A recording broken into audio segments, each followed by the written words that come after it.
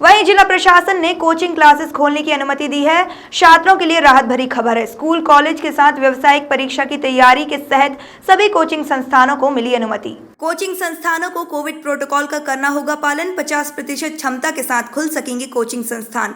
पिछले लगभग 2 सालों से कोविड की मार झेल रहे इंदौर जिले के राव के कोचिंग स्कूल कोचिंग संस्थानों में क्या हुआ असर, बच्चों को किस तरह से पढ़ने में आई दिक्कत, वहीं इन सभी को देखते हुए कोचिंग संस्थानों व कोचिंग संचालक ने क्या कहा, केएनएन न्यूज के माध्यम से क्या कहा, आप ही खुद सुन लीजिए। वहीं इस मौके पर कुणाल ककरवाल, हिमानी सोनी, शविता चौधरी, संजय आसेन, सुश्री शर्मा, अर्चना पगारे, लोकेंद्र सिंह यादव मौजूद रहे। हाँ, उसी के साथ चर्चा हमारे साथ में और भी हैं यहाँ पे। मैम बताएं, आपके जैसे बच्चों को आप पढ़ाते हैं तो किस तरह से जैसे ऑनलाइन पढ़ाई होती है, अधिकतर देखा जाता है कि बच्चों को जैसे नेट वगैरह, मोबाइल जो चलता है वो नेट वगैरह ख़त्म हो जाता है, उसमें कैसे करें? My name is Savita Chaudhary. मैं ये बताना चाहूँगी कि ऑनलाइन में हमने काफ़ी प्रॉब्लम फेस की। जैसे ऑफलाइन क्लासेस में तो हमारा 100% गाइडेंस रहता था। ऑनलाइन क्लासेस में क्या होता था, कई पेरेंट्स जो एबल नहीं हैं मोबाइल बच्चों को भी प्रोवाइड करने में, बहुत सारे पेरेंट्स सक्षम नहीं है कि दो लिंक खुद को भी दे और बच्चों को भी प्रोवाइड करे, तो ये सब प्रॉब्लम फेस करना पड़ता था। और डेटा से रिलेटेड, वाईफाई से रिलेटेड ये सब प्रॉब्लम, कई बार लिंक भेजने के बाद रेगुलर रहते थे, कोई बच्चे इरेगुलर होते थे, और किसी के पास है पैक, किसी के पास नहीं है, कोई टाइम से ज्वाइन हो रहा है, कोई नहीं हो रहा है, तो ये सारी प्रॉब्लम फेस करनी पड़ती है। और अटेंशन बोले तो ईच स्टूडेंट पे अटेंशन हम प्रोवाइड नहीं कर पा रहे थे, क्योंकि क्लास में जो होता है हम फिज़िकल अटेंशन देते हैं, जैसे कि सर ने भी बात किया, जो छोटे बच्चे होते हैं उनको हम पास में बिठा के ग्रुप में पढ़ते हैं वो, तो ये वाली प्रॉब्लम हमको फेस करनी पड़ी। हाँ, देखिए मैडम ने भी अपनी तरह से भावनाएँ आपकी स्कूल वगैरह में बताई। और टेक्नोलॉजी की मैम जो कंप्यूटर वगैरह सिखाती हैं बच्चों को, मैडम जैसे बच्चों को गाइडलाइन वगैरह किस तरह आप गाइड करते होंगे आप? हम लोग जो ऑनलाइन कंप्यूटर की क्लासेस लेते हैं उसमें बच्चों को ऐप डलवाई जाती है, एप्लीकेशन, किस एप्लीकेशन पे उनको करवाना है प्रोग्रामिंग। तो कई बच्चों के संग रिसोर्सेज नहीं होता कि उनके पास लैपटॉप हो, मोबाइल पे ही उनको कोड प्रॉपर वर्क करके देना पड़ता है, वो चीज़ वो कर नहीं पा रहे थे बच्चे। कई बच्चे ऐसे जो बाहर ऑनलाइन वाले जिनके पास ब्रॉडबैंड की सुविधा नहीं, तो ऑनलाइन क्लासेस में कई इशू इस तरीके के आए।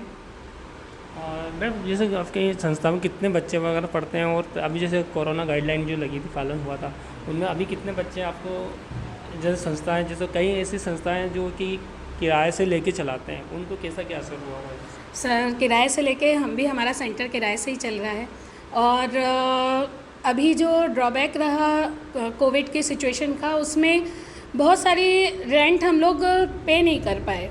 हमारा महीने 2 महीने का पेंडिंग भी कई बार रहा रेंट, क्योंकि इतना हम एडमिशन्स भी नहीं हो सकते, बच्चों के पास ऑनलाइन क्लासेस ले नहीं सकते, हम ऑफलाइन दे नहीं सकते, तो ये हमें रेंट से रिलेटेड काफ़ी फेस करनी पड़ी प्रॉब्लम। हाँ, देखिए मैं जो रेंट से लेके सारी चीज़ें किस तरह से परेशानी यहाँ इनको इनकी संस्था को की है, और किस तरह, और आज राउंड से हम इंडियन स्कूल ऑफ इंग्लिश की मैम है, जो मैम जैसा संस्था के जैसे कई ऐसी आपके राउंड क्षेत्र से पढ़ने आते हैं बच्चे, उनको किस तरह से जैसा पढ़ाते हैं और क्या करते हैं?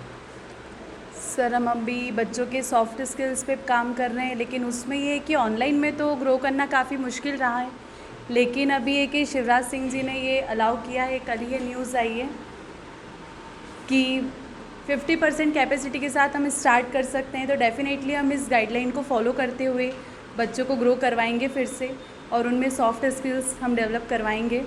और जो भी कोरोना गाइडलाइंस रहती, लाइक मास्क पहनना, सैनिटाइज़ करना, ये सारी चीज़ें हम लोग फॉलो करेंगे और कोशिश करेंगे कि बच्चे फिर से ग्रो कर सकें।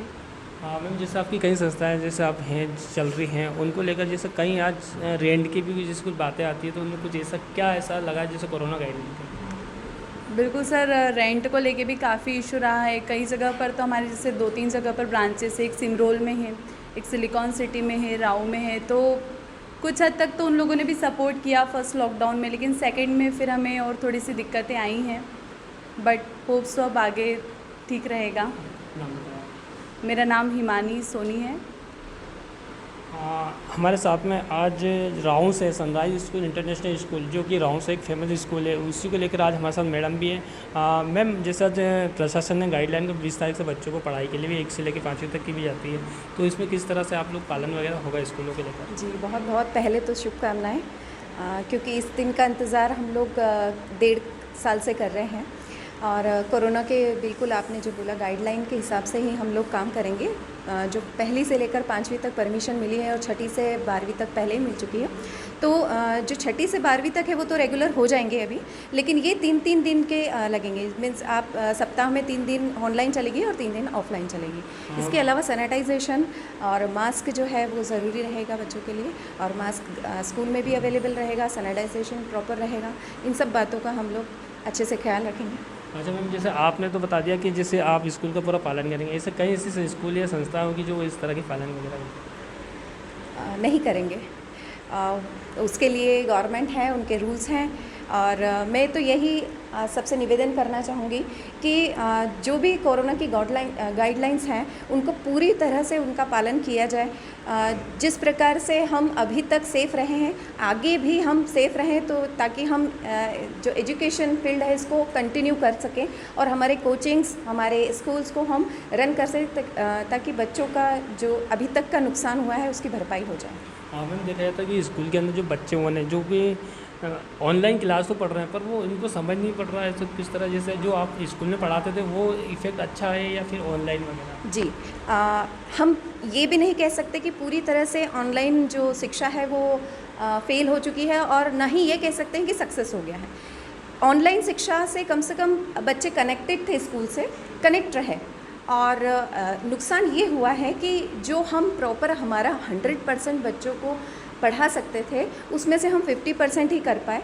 हमने हमारा 100% दिया, लेकिन बच्चे बहुत छोटे थे जिन्होंने अभी तक अपने टीचर्स को शायद देखा भी नहीं था, सिर्फ ऑनलाइन ही देखा था। और अगर बच्चे के पास एज़ यूजुअल अगर बच्चे के पास मोबाइल आता है तो वो काफ़ी चीज़ें ओपन कर लेता है, तो ये चीज़ें हमारे साथ बहुत रही। दूसरी चीज़ ये रही कि काफ़ी घर ऐसे हैं जहाँ पर एक ही स्मार्टफ़ोन रहता है और वो भी फादर के पास रहता है। तो आप अगर ऑनलाइन जो भी क्लासेस अटेंड करवाना चाहते हैं तो उसमें ये परेशानी भी बहुत आई है कि पहले तो स्मार्टफ़ोन नहीं है, फिर उसके बाद उनको ऑपरेट करते नहीं आ रहा है, लिंक खोलते नहीं आ रही है। तो ये सब हम लोगों को फेस करना पड़ा, उनको गाइडेंस करना पड़ा, उनको एक तरह से क्लास दी गई पेरेंट्स को, और उसके बाद हम लोगों ने स्टार्ट किया। लेकिन पूरी तरह से हम नहीं कह सकते कि ऑनलाइन शिक्षा सार्थक रही है, बट हाँ, वो कनेक्टेड रहे स्कूल से, ये अच्छी बात रही। और ऑफलाइन रहने के बाद अब हम पूरी तरह से पूरे ज़ोर शोर से लग चुके हैं और चाहते हैं कि आगे बच्चे और इस तरह का लॉकडाउन ना लगे, इसलिए पूरी तरह से कोरोना की गाइडलाइन का पालन करें। आपसे हाथ जोड़कर निवेदन है। हाँ, देखिए हमारे साथ में क्या जो सही कई सारे संस्था से जुड़े थे, इन्होंने अपनी अपनी भावनाएं बताई, और उसी के बीच में आज हमारे साथ में एक सर और हैं जो कि बच्चों को बहुत अच्छे पढ़ाते हैं, और कंप्यूटर से लेकर इंग्लिश तक की जो बच्चों को वर्ड वगैरह नहीं आते हैं उसी को लेकर आज। हाँ सर, बताएं, आपकी बहुत हम लोगों ने तारीफ भी सुनी है बच्चे जो पढ़ाई कराते हैं उनके बारे में। जी थैंक यू सर। मेरा नाम लोकेंद्र यादव है और मैं यहाँ पर बच्चों को स्पोकन इंग्लिश पढ़ाता हूँ। चूँकि सर ऑनलाइन क्लासेस की यदि मैं बात करूं तो सर ऑनलाइन क्लासेस में वो सब जैसे हम बच्चों को जो समझाना चाहते हैं वो बच्चे नहीं समझ पाते हैं। जैसे यदि मैं बात करूं सर 5th क्लास से नीचे के बच्चों को, तो यदि उनको अभी प्रॉपर ABCD का भी ज्ञान नहीं होता है कि ABCD किस प्रकार से लिखी जाती है, बट यदि हम उस स्थिति में ऑनलाइन क्लासेस चलाते हैं तो कभी कभी सर उनको तो लिंक का पता नहीं होता कि किस प्रकार से कौन सी लिंक ओपन करनी है।